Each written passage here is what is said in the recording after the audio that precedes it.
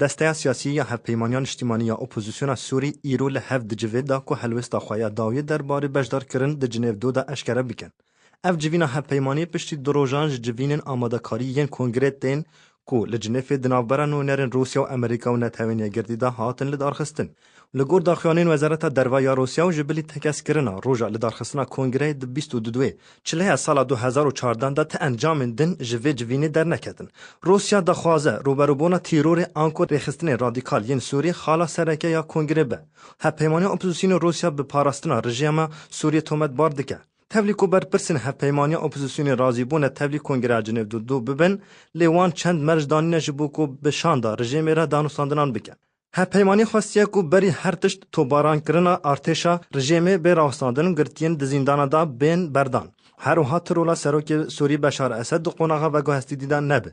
و جالی خواه امریکا و ولاتن روژ آواج جی پشتگیریا وان خواسته کن هپیمانی دکر. لیوی داوی حلوستا خواه در بار ماین اسد دست حالات دا هات اشکره کرن. اوه جو اپوزیسیون را گوتو بود دبی اسد دو قوناغا دمی و انتقالی دا لسر دست حالات بمینه. جبو کو ریل بر گروپین رادیکال بگرتن.